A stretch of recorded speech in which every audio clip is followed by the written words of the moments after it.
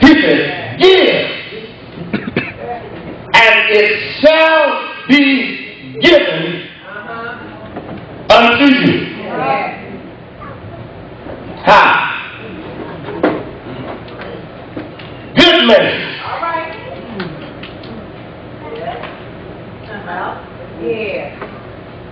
Good message. There was a little boy who was born into a poor family, and he grew up with a bunch of brothers and sisters, and finally they had to separate him, and they sent this little boy who moved in with a pretty well-to-do family. And as they were sitting at the table, he had a glass of milk in front of him. He looked at his new parent and says, how deep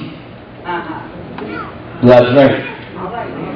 He says, what do you mean, how deep do you drink? He said, well, it was 9 of us, and we all had to drink a little bit from the same glass. So how deep do I drink? They said, drink all of it. That's good measures.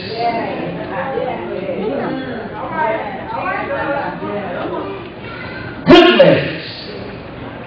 Press down.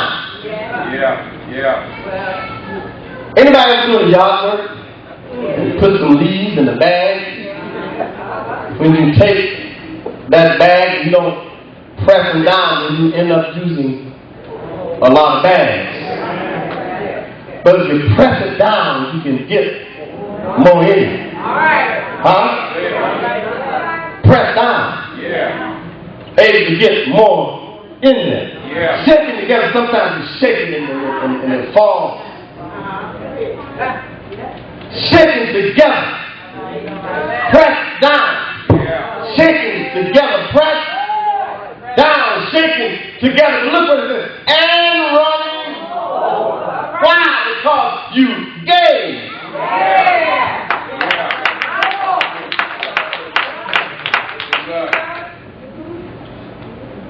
Sympathy.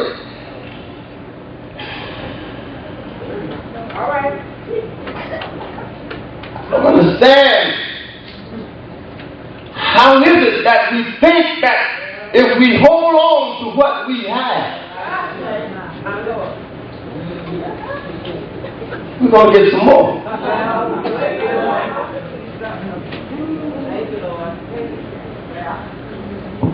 The late Dr. Bill Augustus Jones was the pastor at Delta in New York. Sitting at the table with him at one of the conventions, the pastor said to him, Doc, how did you get so much money? You know, he was a millionaire. Doc, how did you get so much money? He said, I give it. All right. He said, what do you mean you give it? He said, I give it. When it comes from this hand, I give it back out in this hand. He said, but how does that work? He said, well, when I give it, my hand is open. All right. And God give it back. But we want to. And you can't get nothing out. And you definitely can't get nothing in. If I'm trying to give you a stack of bills and you had your hand like that, how many do you think will stay? Did you get that? How many do you think going to stay? In other words, even what you have, if you don't give for what you have, all right.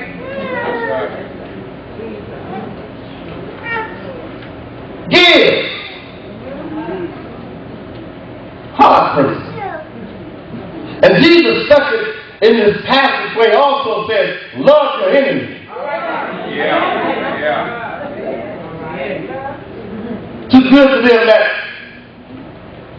despitefully use you.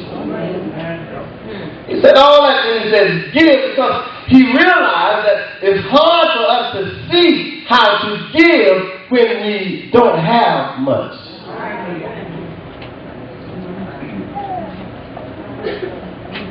Well,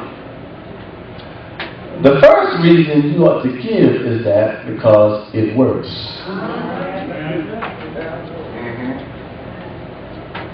Do you believe that? No, I don't believe that. No. It works. Whatever I have, I give for the betterment of the kingdom. For some reason, and I keep telling Angela, she worked for the Corner Pantry Corporation. Every year around this time, they ask Angela, what's Curtis doing? See if you want to come to work. And I told Angela, Mr. Tucker, David Tucker, God said to him, I want you to bless Curtis' ministry. He thinks that he's blessed my ministry by putting me to work. I mean, come on, think about it. Last year I quit. And they called me back this year.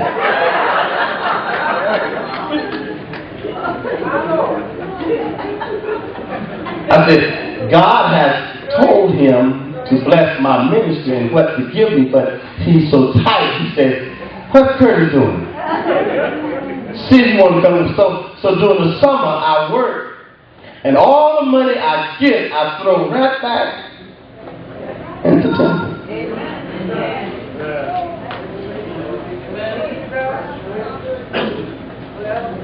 Not complaining, because I'm blessed. Yeah. And the problem is, folks are always mad at me because I'm blessed. Yeah. How can he do that?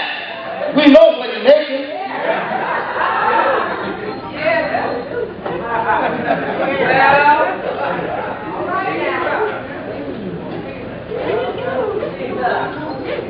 It works. And even though I allow my house to go lacking,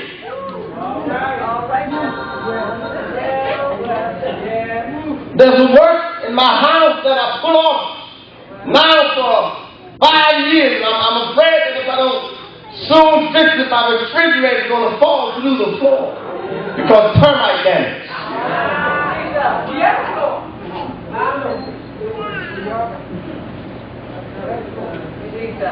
But yet every time I turn around, I give it. And even when I ask for people to volunteer their time to sell,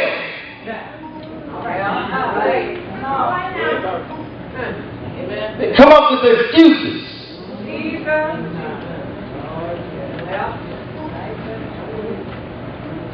Instead of selling, let's just put the money in the offering. I ain't seen it yet.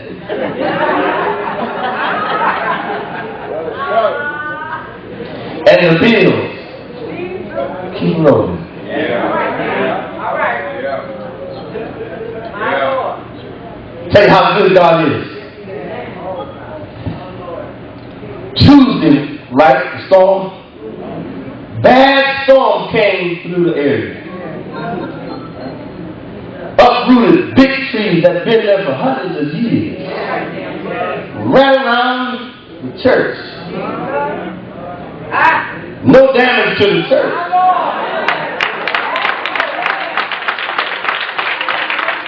It's like the storm went around the church. You know why the storm went around the church? Because we haven't paid the insurance, because we haven't had the money to pay it. And God wasn't going to let anything happen. Y'all will recognize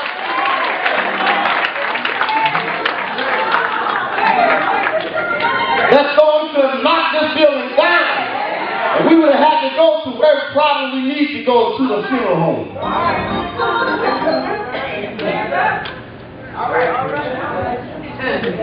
It works. And then give because you don't want to.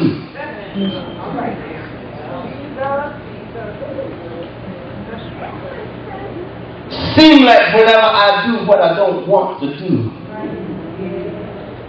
I get a satisfaction. I get a blessing. I said to Angela last year, I'm not putting another dime. And I told Larry. Larry said, well, you know, if it needs to be done, you know we're going to do it. All right, now. You know, all you got to do is say the word. You know, I go to the bank. That's Larry. You didn't want to do it.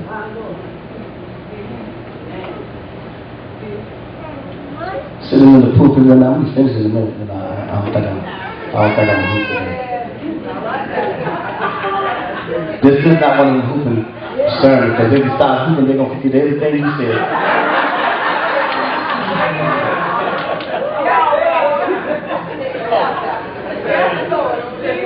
I was at the church one Sunday morning. After leaving here, go preach. The associate pastor was sitting in the pulpit in the church. When they give the offering, they march around. So I said to him, how do they know to do it from the pulpit? He says, I don't give. I said, huh? Because I'm on a fixed income. And because it wasn't my minister, I didn't say anything to him. You know, a lot of us use the fact that we're on a fixed income. But let me tell you something. There is no income that is fixed unless God fixes it.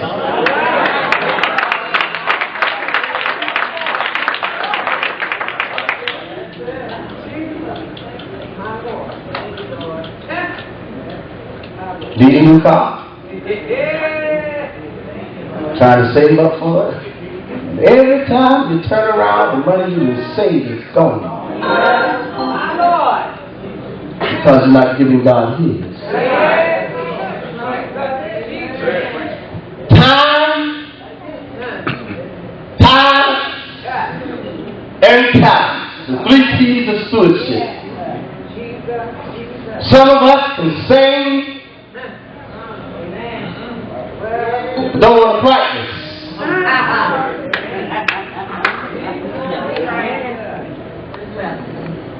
Don't want to sing, just want to sit down in the seat, come to church, look at the choir, while they sing, look at the preaching. If he's doing all right, give him a smile. If he's not, you can tell. Yeah. We see everything from up here.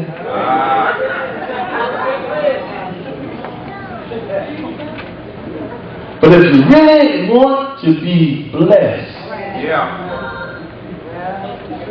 the third reason is because Jesus said it.